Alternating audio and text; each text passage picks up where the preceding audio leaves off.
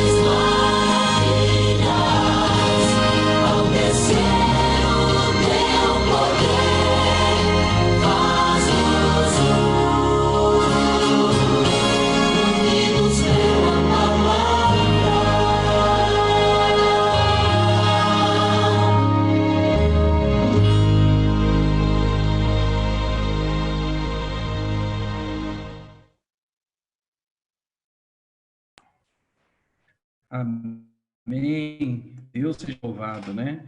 Que hino maravilhoso.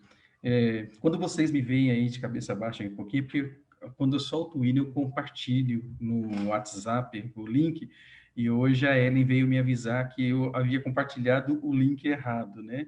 Eu tive que apagar tudo no WhatsApp para mandar de novo ali. Mas nesse momento eu quero estender a você a oportunidade de você escrever o seu pedido, o seu agradecimento. Nós estamos orando por você, orando pelos seus pedidos, orando pelo seu agradecimento.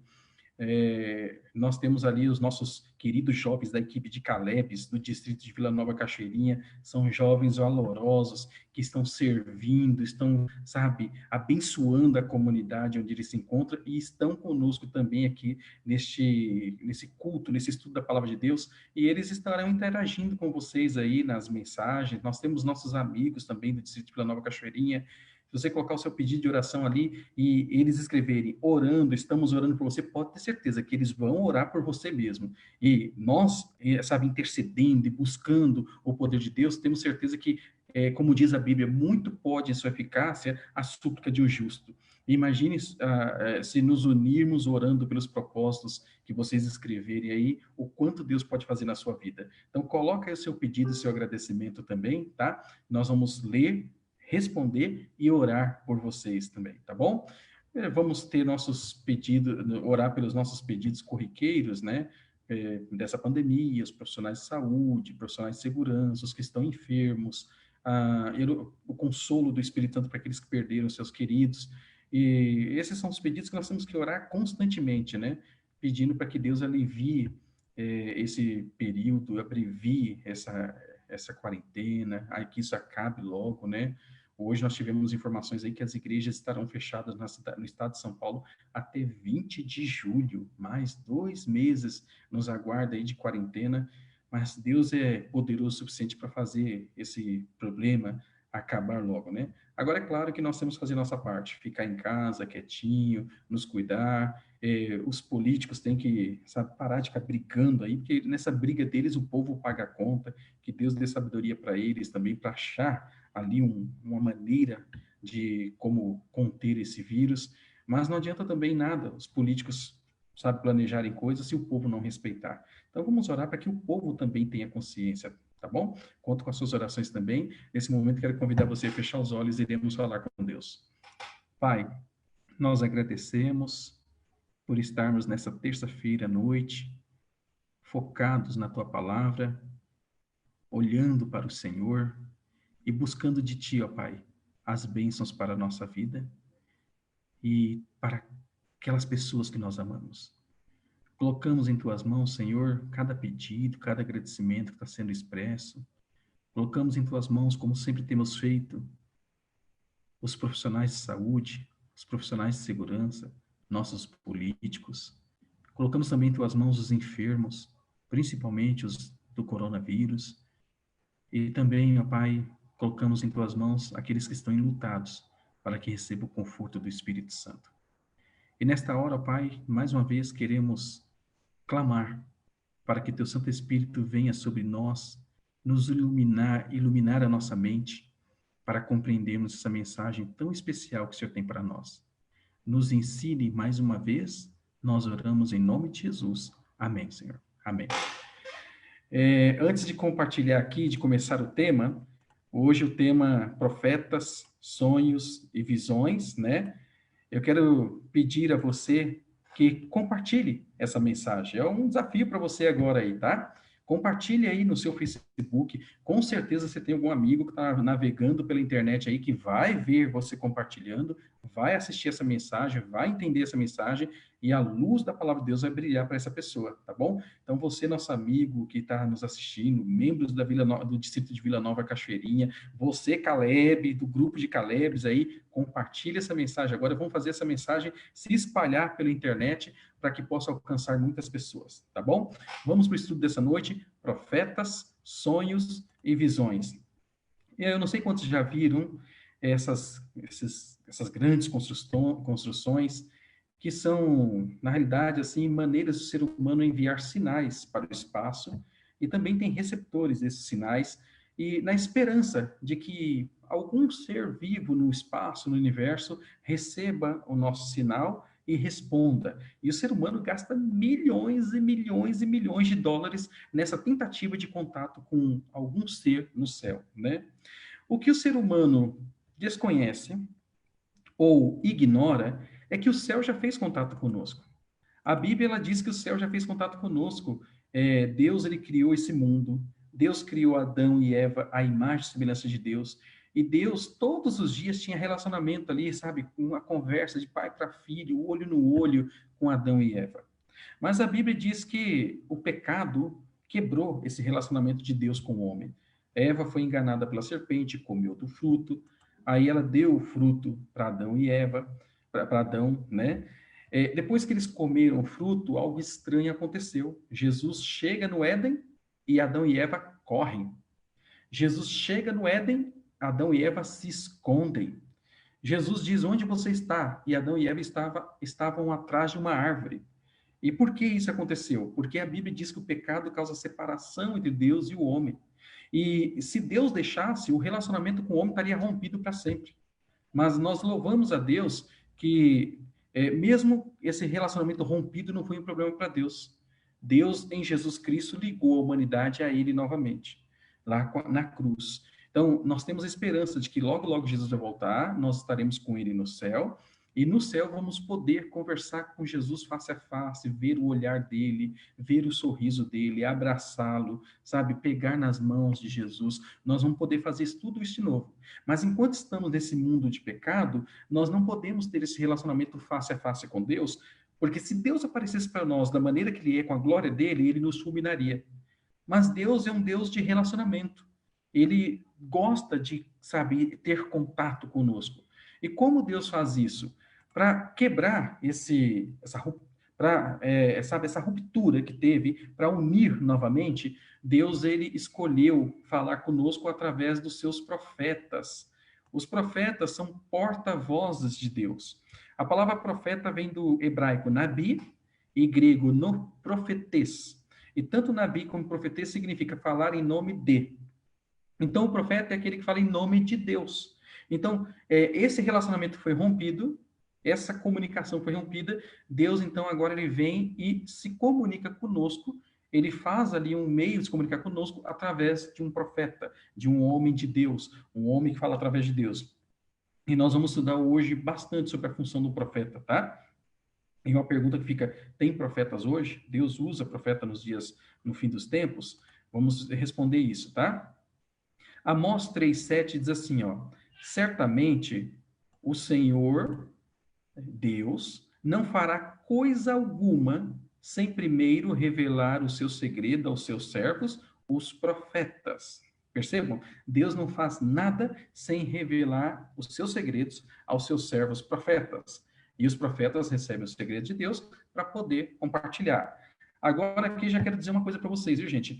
Quando fala sobre profecia, cuidado com o que acontece em muitas igrejas aí, que as profecias são momentos de acusações, as profecias são momentos assim de as chamadas revelações que mais prejudicam do que ajudam, tá? Nós estamos falando aqui de profeta, um profeta verdadeiro, um profeta bíblico, a maneira que ele agia é de acordo com a Bíblia. Nós vamos fazer o estudo de hoje, já vamos começar a perceber que um profeta verdadeiro, ele tem que estar 100% de acordo com a Bíblia. Se ele estiver 90% de acordo com a Bíblia, ele não é um profeta verdadeiro, tá? Nós vamos mostrar isso no estudo de hoje. Agora, como os profetas receberam as mensagens que lhes foram reveladas? 2 Pedro, capítulo 1, verso 21, diz assim, ó: porque nunca, jamais, qualquer profecia foi dada por vontade humana. Entretanto, homens santos falaram da parte de Deus, movidos pelo Espírito Santo. Tá? Então, não foi um homem que se intitulou profeta de Deus, falou: eu sou profeta de Deus, agora eu falo em nome de Deus. Deus é que escolhe o profeta. Outra coisa, o profeta não fala aquilo que é na telha dele, assim, sabe? Ele quer falar sobre isso e fala. Ele é movido pelo Espírito Santo para falar, para transmitir uma mensagem, uma advertência, uma repreensão. É o Espírito Santo que usa o profeta. O profeta é um canal entre Deus e a humanidade. Então, o profeta recebe a revelação de Deus e transmite para a humanidade, tá?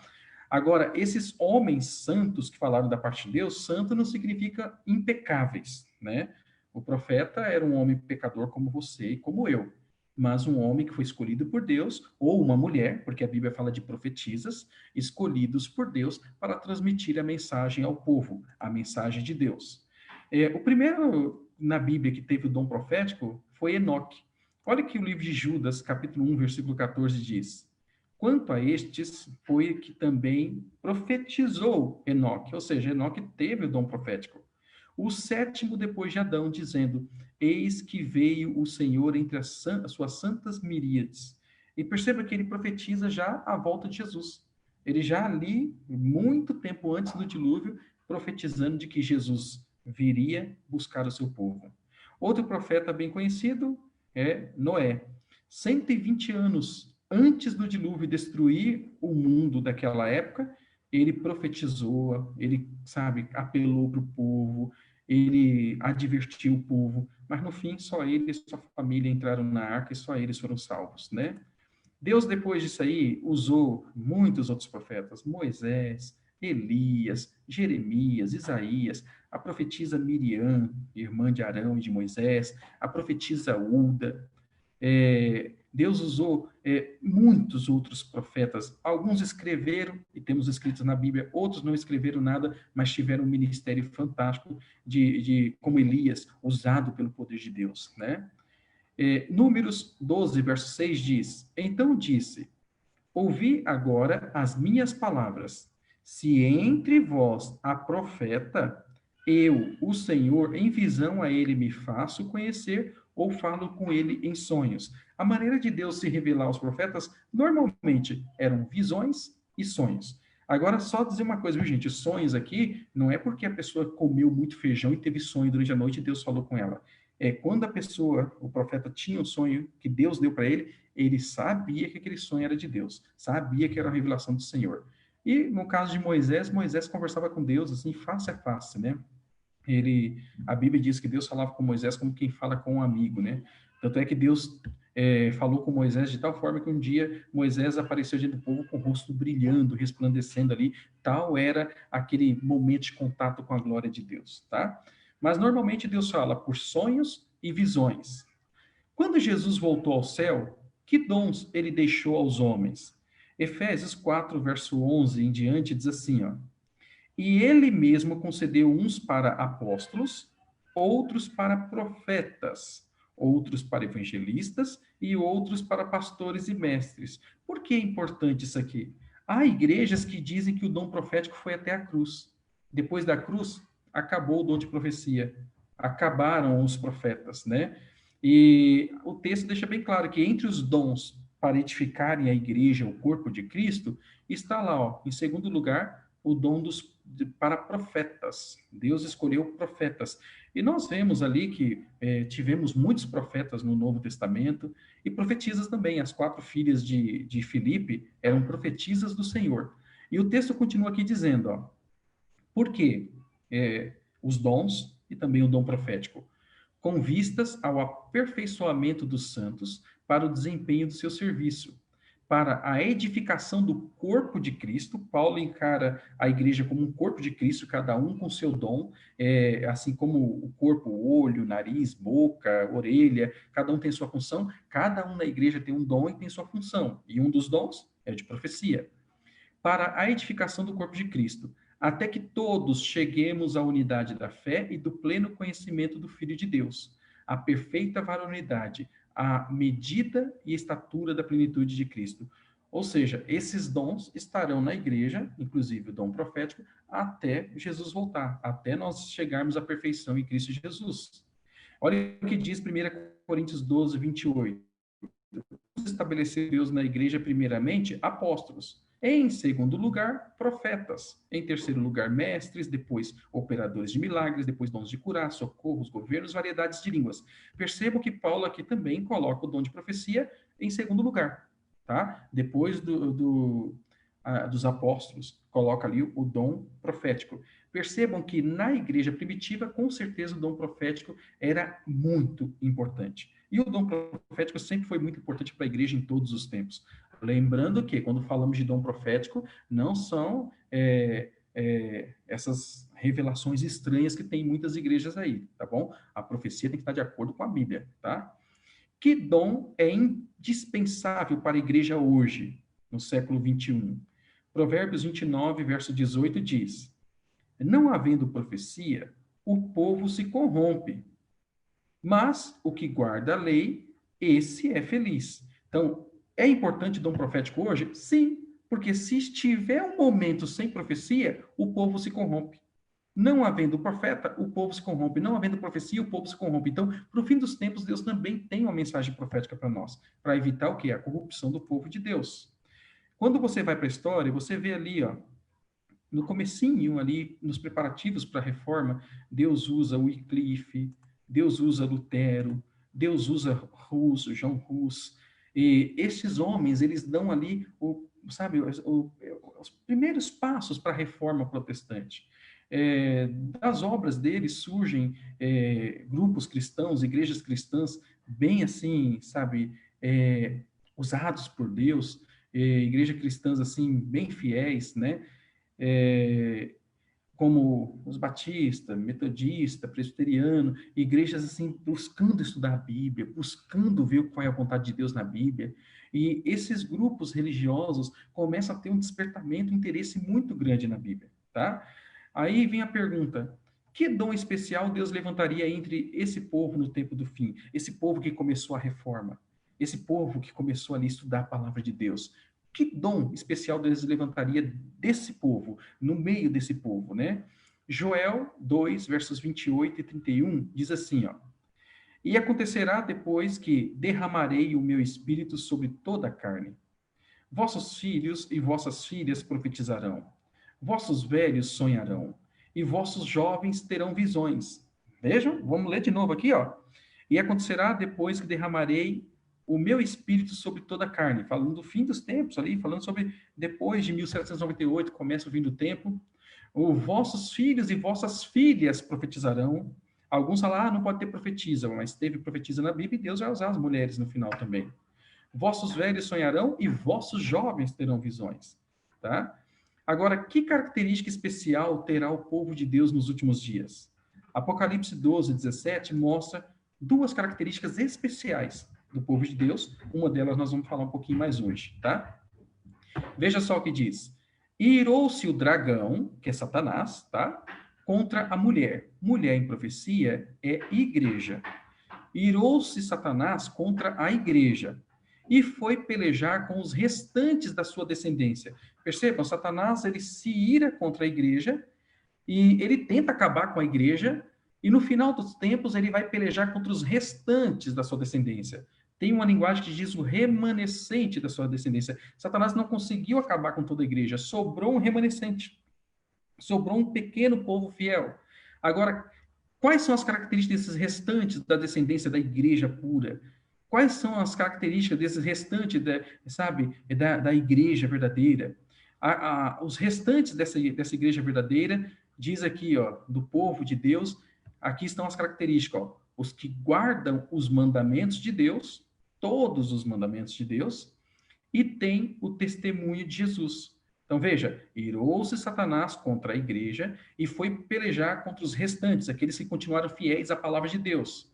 E as características desses que continuaram fiéis à palavra de Deus são os que guardam os mandamentos de Deus e têm o testemunho de Jesus. Percebam que para o povo de Deus nos últimos dias, Deus deixa duas características. O povo de Deus guarda os mandamentos e o povo de Deus tem o testemunho de Jesus, o remanescente fiel, né? Agora a pergunta que fica é: o que é o testemunho de Jesus? Apocalipse 19, 10, lá no finalzinho aqui, ó, diz o que é o testemunho de Jesus. Pois o testemunho de Jesus é o espírito da profecia. Em outra linguagem diz, é o espírito de profecia, tá? Então, o espírito de Jesus, o testemunho de Jesus é o espírito profético, é o dom profético. É a testemunha que é uma testemunha que se expressa de forma profética, o espírito de profecia, que transmite a mensagem de Deus. Então, as características do povo de Deus, do remanescente fiel, é guardar os mandamentos e ter o dom profético, que é o testemunho vivo de Jesus. Agora vem a pergunta: tem o verdadeiro profeta, mas tem também o falso? Sim, a Bíblia adverte desde o começo contra os falsos profetas. A Bíblia adverte que teríamos no nosso mundo, na nossa história, falsos profetas, tentando se passar por profetas de Deus, mas desencaminhando o povo. Agora, como que eu posso descobrir quem é um falso profeta? Primeiro ponto, eu quero ler com vocês 1 João 2, 3 e 4. Aqui diz assim, ó: ora, sabemos que o temos conhecido por isto, se guardamos os seus mandamentos. Então, o que João está dizendo aqui, o apóstolo João? Sabemos que conhecemos a Deus se guardamos seus mandamentos. Jesus disse: se me amardes, guardareis os meus mandamentos. Tá? Eu guardo os mandamentos por amor a Jesus. Aqui diz: se a pessoa diz, ó, eu sou íntima de Deus, eu sou próxima de Deus, ela tem que fazer o quê? Guardar os seus mandamentos. Aí continua, o verso 4. Aquele que diz, eu o conheço, e não guarda os seus mandamentos, é mentiroso, e nele não está a verdade. Vejam, queridos, não são palavras do pastor William, não são palavras de seres humanos, é a palavra do Senhor que está dizendo. Aquele que diz, eu conheço a Deus, e não guarda os seus mandamentos, e pior, ainda ensina outros a não guardarem os mandamentos,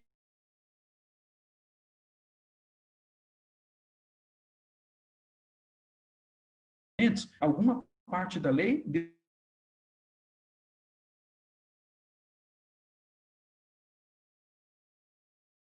Deus tira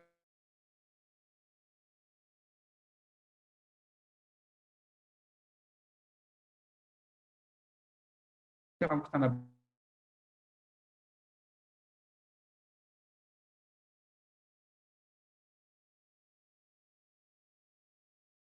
não, verdadeiro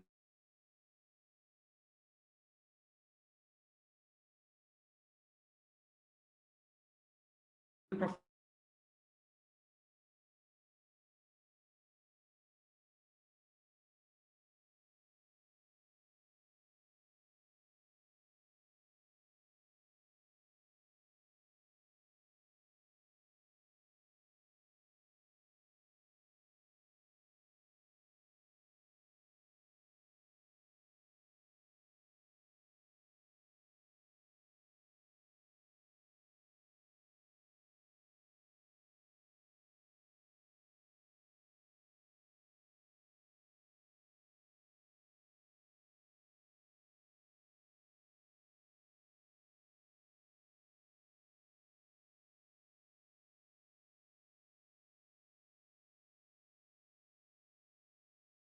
Oi, pessoal. Voltou agora? Dá um ok, que a hora que eu ver aqui que tá tudo certinho, eu começo. Voltou agora?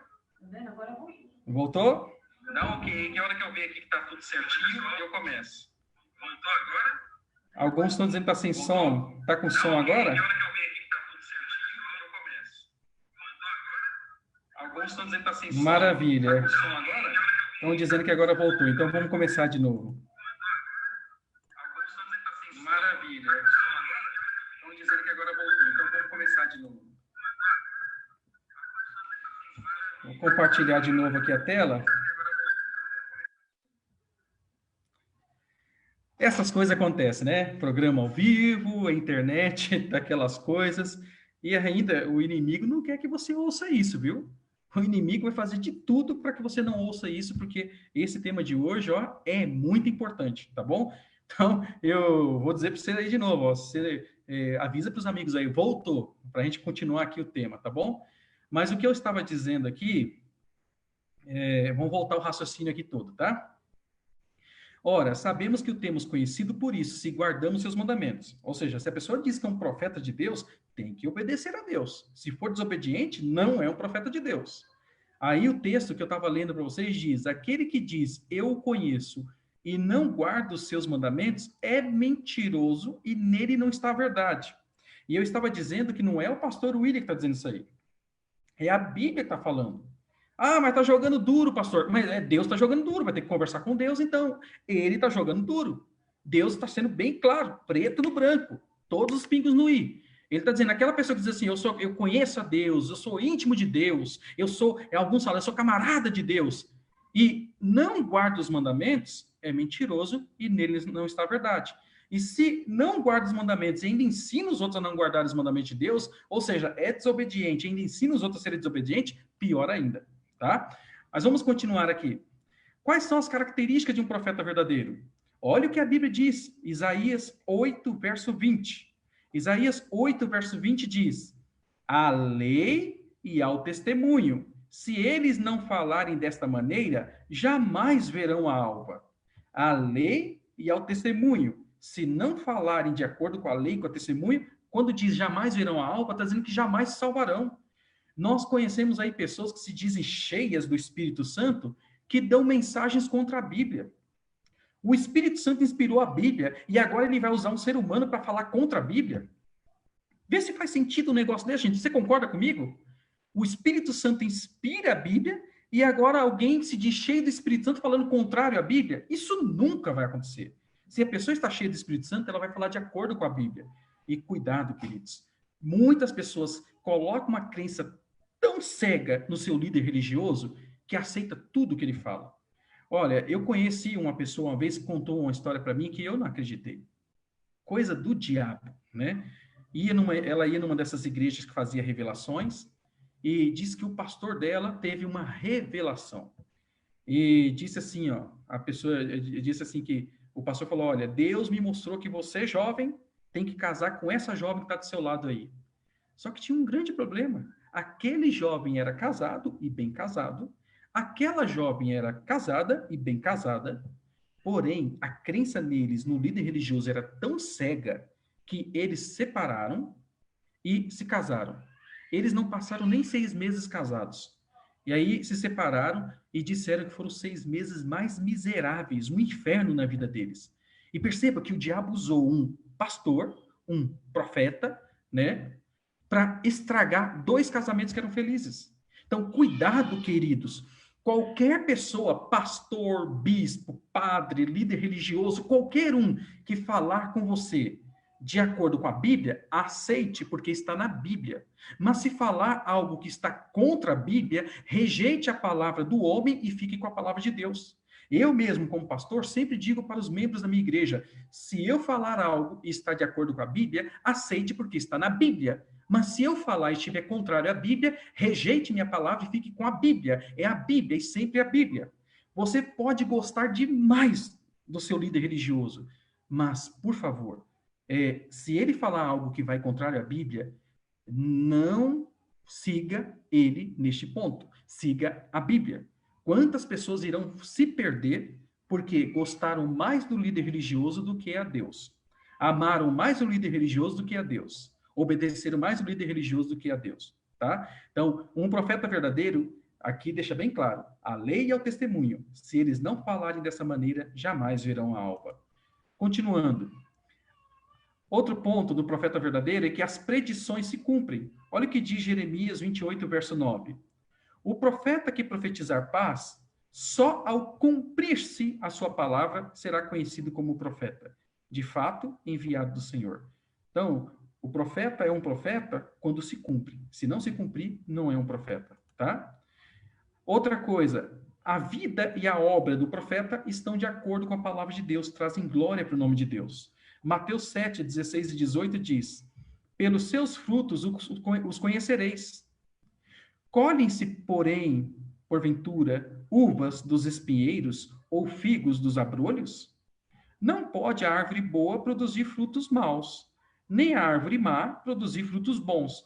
Então, característica do profeta verdadeiro: pelos seus frutos os conhecereis. Você vai ver pelos frutos, pela vida, se é um verdadeiro profeta ou não. Até eu fico bobo com muitos profetas de outras igrejas aí, até falsos profetas, né? Que tem uma vida toda desregrada, sabe? Bate na esposa, é caloteiro, a pessoa, sabe, explosiva, briga com todo mundo, e aí diz que é um profeta de Deus. Como que um homem desse vai ser um profeta de Deus? Um profeta de Deus, cheio do Espírito Santo, vai ter na vida dele as obras do Espírito Santo. Vai ter na vida dele os frutos do Espírito Santo. Benignidade, bondade, paciência, domínio próprio. Isso vai ser visto na vida dele. Não a pessoa prega bonito, fala bonito na igreja e depois vive a vida toda desordenada fora. O que um profeta de Deus é na frente das pessoas, ele é fora também. Ele anda com Deus, tá? Então, outra característica do profeta de Deus é que a sua vida e sua obra condiz com a sua fidelidade a Deus. E eu quero gastar um tempinho agora falando com vocês sobre uma profetisa moderna, né? Dos nossos tempos, chamada Ellen Gold White. Antes era Ellen Harmon, Gold Harmon. Quando ela se casou com o Tiago White, se tornou Ellen Gold White. Por que eu quero falar com vocês sobre Ellen White? Primeiro ponto, gente. Alguns falam, Ellen White é a Nossa Senhora dos Adventistas. Nada a ver, né? Tem pessoas que acusam e falam, os adventistas, eles adoram Ellen White. Nada a ver, né? Vejam, queridos, a igreja adventista sétimo dia, ela é agradecida a Deus pela vida e a obra de Ellen White. Ela morreu em 1915, né? Assim como ela é agradecida a Deus pela vida e a obra de Alejandro Bullion, que tanto fez pela igreja. É agradecida pela vida e pela obra de Luiz Gonçalves, que tanto faz pela igreja. É agradecida a Deus pela vida do pastor Mark Feeling, que tanto faz pela igreja. É agradecida a Deus por aquela irmã que trabalha na assistência social da igreja, na ação solidária da igreja, que tanto faz pela igreja. Então, assim, a igreja é agradecida a Deus pela vida dessas pessoas, mas sem idolatria, sem reverenciamento, essas coisas. Mas a igreja também é agradecida pela maneira que Deus usou a pessoa de Ellen White, tá? Ellen White, eu vou contar um pouquinho a história dela para vocês entenderem quem é ela, tá? Ela, aos 9 anos de idade, tomou uma pedrada na cabeça de uma amiguinha e ela ficou em coma e quase morreu. Quando ela voltou para a escola, na terceira série, ela não conseguia escrever, ela tremia muito. A professora pegou aquela coleguinha que deu a pedrada nela e colocou para segurar a mão para ela poder escrever, mas não teve jeito. Ela não conseguiu e teve que abandonar a escola, né? E ela sempre foi uma menina muito fraquinha e tudo. Ellen White veio de uma família metodista. Ela se batizou em 1842. E a família dela, uma família cristã, uma família, assim, sabe, fervorosa, e começou a ter contato com a pregação millerita. O que é a pregação millerita? Guilherme Miller, estudando as profecias de Daniel, estudando Apocalipse, estudando a palavra de Deus, ele começou a pregar a volta de Jesus. E nos estudos dele, ele estava calculando que Jesus voltaria entre 1843 e 1844. Quando a família de Ellen White ouviu a pregação de Guilherme Miller, se sentiu convencida de que o que ele estava falando era verdade e se uniu a esse movimento para poder pregar a volta de Jesus. E ela creu, assim como Guilherme Miller e todos os milleritas, que Jesus voltaria em 22 de outubro de 1844. E em 22 de outubro de 1844 é chamado de o grande desapontamento. Por quê? Eles esperaram Jesus voltar e Jesus não voltou. Esse grande desapontamento, imagina só no dia 23 de outubro, Jesus não voltou, ter que encarar os colegas de escola, ter que encarar ali o patrão, encarar os funcionários, os funcionários encararem o patrão, o vizinho encarar outro vizinho, e aquela chacota, aquela zombaria, né? Mas Ellen White e um grupo pequeno de irmãos não se intimidaram com aquilo, foram orar, foram buscar a Deus entendimento para entender o que aconteceu, por que aquele desapontamento todo. E eles foram estudando a palavra de Deus e Deus foi mostrando para eles o seguinte: Guilherme Miller havia acertado na data. A profecia de 2.300 anos, nós vamos estudar isso aí depois, tá? Que Guilherme Miller estudou e ele entendeu que aquela profecia terminava em 22 de outubro de 1844, ela estava correta na questão dos cálculos. Mas Guilherme Miller havia errado na questão do evento. O santuário a ser purificado não era Jesus vir a essa terra e purificar essa terra como ele pregava. Depois eles foram entendendo, o Espírito Santo foi dando iluminação para eles foram estudando a Bíblia, principalmente Hebreus, e eles perceberam que há um santuário no céu. E o santuário a ser purificado é esse do céu, que começou o processo de purificação a partir de 22 de outubro de 1844. E é um estudo que a gente vai fazer mais para frente, tá bom? Vocês vão entender essa questão do santuário celestial e como que o santuário celestial tem que ser purificado. Nós vamos explicar isso num estudo mais para frente. Então eles entenderam. A data estava correta, os 2.300 anos de Daniel 8,14 terminaram em 22 de outubro de 1844, mas o evento não era Jesus voltar a essa terra, né? Irã Edson recebeu uma visão, passando pelo milharal, e ele viu Jesus saindo do santo para o santíssimo do santuário celestial. E aí, o grupo ali estudando, orando, entenderam que o que aconteceu? No dia 22 de outubro de 1844, Jesus saiu do santo para o Santíssimo Lugar no Santuário Celestial. E Jesus começa ali, assim como tinha o dia da expiação no Antigo Testamento, né? Jesus começa ali a última expiação, a última intercessão pelo povo da terra, tá? E esse é um estudo que a gente vai fazer mais para frente também. E agora, Ellen White com os adventistas, que são aqueles que permaneceram fiéis, orando, buscando instrução de Deus para entender o que havia acontecido, a qual a vontade de Deus, estudando bastante a palavra de Deus. Deus tenta levantar dois profetas no meio desse grupo, eles não têm coragem de dar a mensagem, e aí, em dezembro, Deus ele levanta Ellen White, com 17 anos de idade, franzina, fraca. Aos olhos humanos, ela nunca seria escolhida.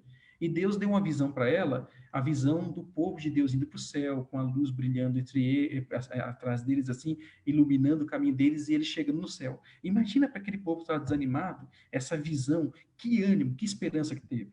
E Ellen White deu essa visão para a igreja, deu essa visão para o povo. Esses dois disseram, realmente, essa visão é certa que nós tivemos e não tivemos coragem de falar.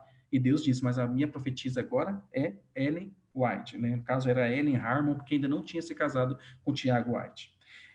Ellen depois se casou com o Tiago, se tornou Ellen White, e mesmo ela sem saber escrever direito, ela escrevia, mas não podia escrever, a mão tremia, né? Sem poder escrever, terceira série só. Mesmo assim, gente, Deus usou Ellen White poderosamente. Ellen White, ela escreveu 100 mil páginas na vida dela.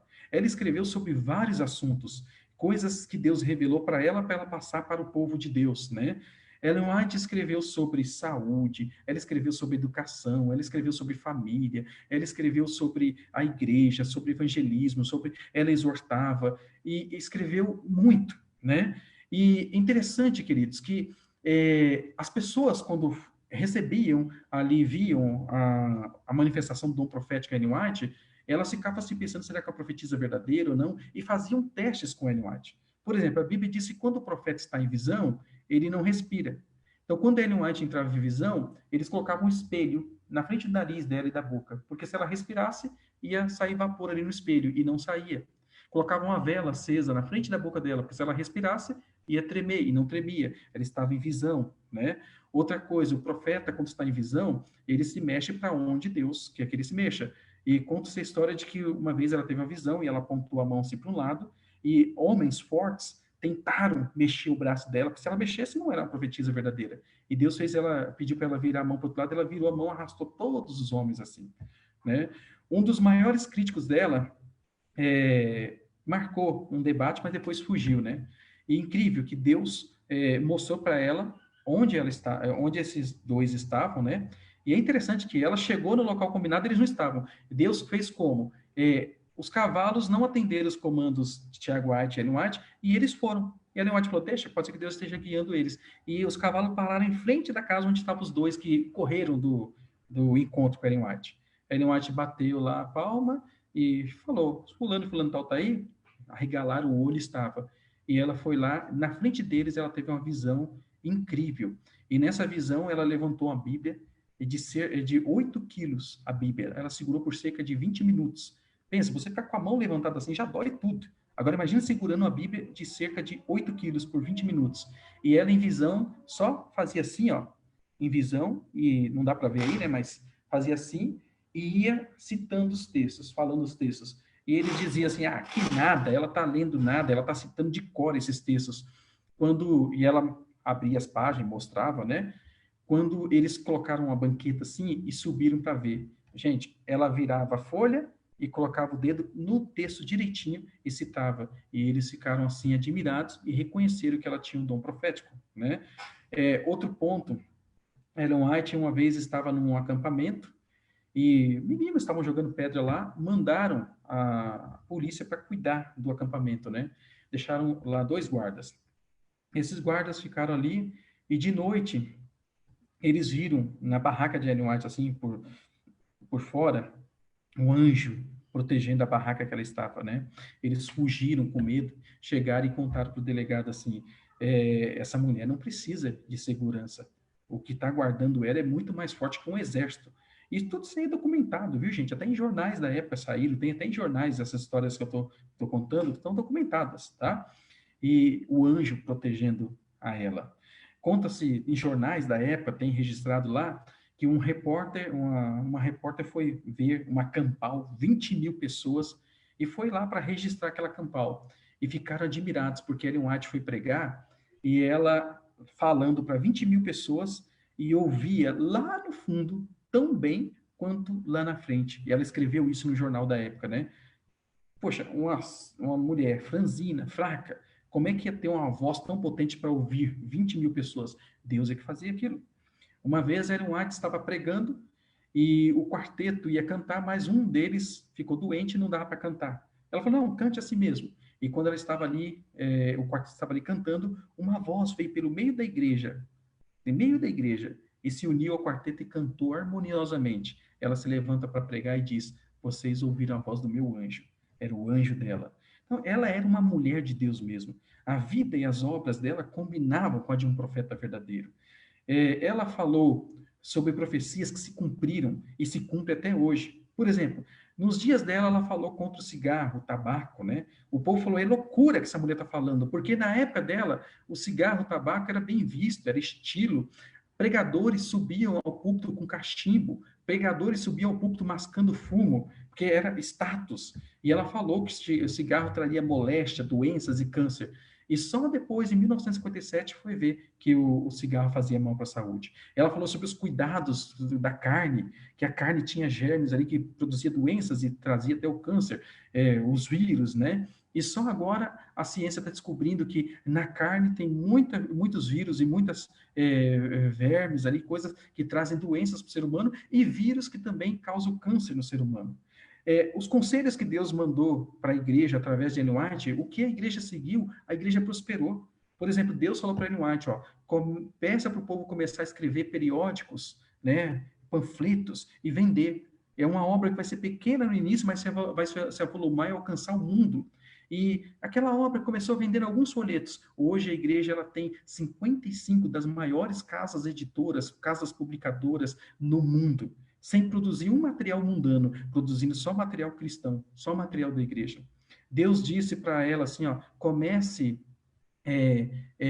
a fazer alimentos saudáveis. E hoje nós temos no mundo espalhado fábricas de alimentos saudáveis. Comece escolas, e hoje nós temos escolas, colégios e faculdades no mundo todo. Deus disse, comece a ter hospitais, e hoje nós temos hospitais no mundo todo. Vejam que aquilo que Deus falou para Ellen White e o povo seguiu, a igreja prosperou. Ellen White teve uma revelação de Deus de que haveria uma guerra nos Estados Unidos, e o povo falou, ela é doida, não tem como, os Estados Unidos está em paz, uma guerra civil entre eles mesmos. 2 anos depois estourou a guerra civil, morreu um monte de gente, e ela havia advertido isso. Ela advertiu contra um terremoto que aconteceria em São Francisco, zombaram também, depois veio o terremoto em São Francisco. Veja, o que Ellen White previu se cumpriu, e ela deixou ali 100 mil páginas de conselhos para serem seguidos, conselhos para a família, conselhos de finanças, conselhos para saúde, conselhos para educação, tudo, de tudo um pouco ela falou, né? Queridos, quando Ellen White morreu, em 1915, o maior crítico dela passou 3 vezes pelo caixão e ele disse, aqui está uma verdadeira mulher do Senhor. Aqui está uma verdadeira mulher do Senhor. Agora um ponto que eu quero dizer para vocês. Ellen White, em nenhum momento, se chamou de profetisa. Ela sempre chamou-se a si mesma de a mensageira do Senhor. Ela nunca pegou para ela esse título de profetisa. Ellen White, ela nunca se colocou em pé de igualdade com a Bíblia ou acima da Bíblia. Ellen White, ela sempre disse, ó, meus escritos são uma luz menor que leva a uma luz maior. Veja, os escritos dela são uma luz menor que leva a uma luz maior. Ela sempre, você nunca vai ver um autor, sabe, que exalte tanto a Cristo, exalte tanto o Espírito Santo, exalte tanto o Pai, exalte tanto a Bíblia como Ellen White. Você vai nos escritos dela, cada página, cada coisa lá, você vê que tem referência bíblica. Você vai precisar a Bíblia e falar, gente, essa é uma mulher de Deus. Só a terceira série escrever tanto assim, de tantos assuntos, e assuntos complexos, todos reconhecem que foi porque Deus deu aquilo para ela. Ellen White, ela diz assim, ó, não haveria necessidade dos meus escritos se o povo estudasse a Bíblia tão bem como ela deve ser estudada. Deus deu os escritos de Ellen White, por quê? Porque o povo não tem estudado a Bíblia. E os escritos de Ellen White é uma maneira de levar a pessoa para a Bíblia. E as pessoas que estudam ali algum livro de Ellen White, vai muito para a Bíblia, porque tem muita referência da Bíblia ali. Ellen White, ela também diz, olha, se houver alguma discrepância entre meus escritos e a Bíblia, fiquem com a Bíblia. Fiquem com a Bíblia. Percebam, uma profetisa de Deus, uma mulher de Deus que nunca falou contra a Bíblia, nunca se contradisse com a Bíblia, e uma mulher que sempre levantou o padrão da Bíblia, levantou a Bíblia diante do povo, pregava a Bíblia e a Bíblia somente, exaltou Jesus diante do povo, exaltou Deus o Pai, Deus o Espírito Santo diante do povo. Essa foi a vida e a obra de Ellen White. E aí um ponto que vale a pena ressaltar, queridos. Ah, pastor, e Ellen White deu doutrinas para a igreja adventista? Sabe quantas doutrinas Ellen White deu para a igreja adventista? Zero. Não era esse o papel dela. O papel dela era de admoestar, advertir, aconselhar a igreja. As doutrinas que foram dadas para a igreja foram ali aos pioneiros estudando, e com a Bíblia, com a Bíblia, com a Bíblia. E se vocês estudarem, vale a pena você estudar ali o livro Nisto Cremos, vocês estudarem as 28 crenças adventistas, vocês vão perceber que nenhuma delas está baseada em escritos de Ellen White. Todas as 28 crenças adventistas, elas estão embasadas na Bíblia. Porque Ellen White foi uma profetisa de Deus, Deus a usou, mas o livro de regra da igreja adventista é a Bíblia. É a Bíblia e a Bíblia somente. Todas as doutrinas, todas as crenças estão baseadas na Bíblia, tá? Mas e Ellen White? Ellen White, nós louvamos a Deus, agradecemos a Deus, porque Deus usou ela. E ela nos deixou escritos maravilhosos. Ela nos deixou escritos que nos ajudam a compreender muita coisa da Bíblia. Às vezes você lê um negócio da Bíblia que você não entende, e de repente você está lendo um livro de Ellen White, você lê algo que Deus revelou para ela aí, aquele texto da Bíblia se torna tão claro, tão maravilhoso. Então, ela tem esse papel de uma luz menor que leva a uma luz maior, tá? E, queridos, olha o que a Bíblia fala sobre a questão dos profetas. Segundo Crônicas, capítulo 20, verso 20. Crede no Senhor, vosso Deus, e estareis seguros. Crede nos seus profetas e prosperareis. E 1 Tessalonicenses 5, verso 20 diz, não desprezeis as profecias. Vejam, queridos, Deus, ele, para se comunicar com você e comigo, ele escolheu profetas, profetisas. Ele falou com você e comigo, e ele fala com você e comigo através da mensagem desses profetas. Moisés, Jeremias, Isaías, os profetas bíblicos. Fala através de nós sobre os escritos de Ellen White. As pessoas, quando estudam a Bíblia, as pessoas crescem espiritualmente. Quando as pessoas creem nas profecias, isso faz bem para elas. Quando as pessoas creem nas profecias e procuram viver o que Deus revelou através de seus profetas, a pessoa prospera em todos os sentidos.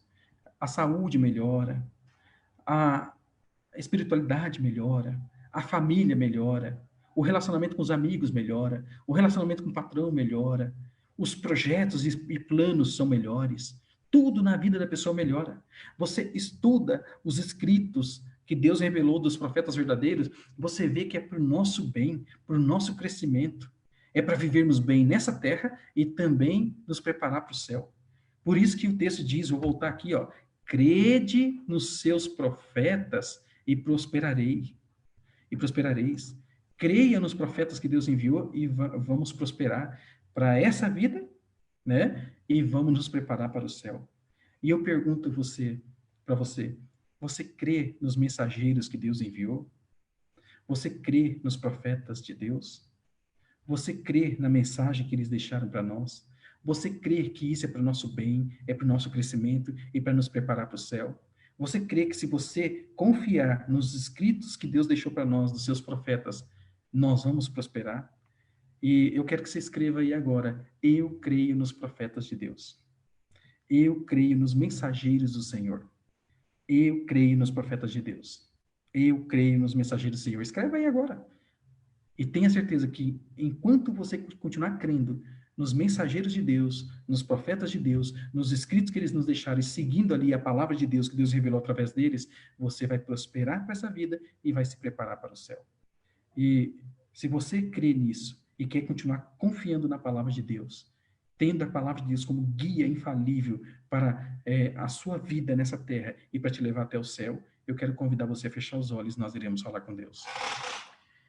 Senhor, grandioso Pai, eterno Deus, nós agradecemos a Ti por esse estudo e agradecemos a Ti, ó Pai, pelo dom profético, pela maneira que o Senhor usou os profetas nos tempos do Antigo Testamento, nos tempos do Novo Testamento. Agradecemos pelo dom profético que o Senhor deu à irmã White. Ela descansou, está na sepultura, aguardando a ressurreição, mas os escritos dela estão aí como uma bênção para a humanidade. Pedimos, ó Pai, que o Senhor ajuda-nos a confiar na Bíblia, a palavra do Senhor, e ajuda-nos, ó Pai, a crermos nos seus profetas, sabendo que as mensagens que eles trouxeram para nós são mensagens divinas para o nosso bem e para a nossa preparação para o céu. Que o Senhor nos dê uma boa noite, abençoe a todos nós. Nós oramos em nome de Jesus. Amém. Queridos, deixa eu dar só mais uma informação sobre Ellen White, né? Veja, com a terceira série só, né? Ela é, até hoje, olha, ela morreu em 1915.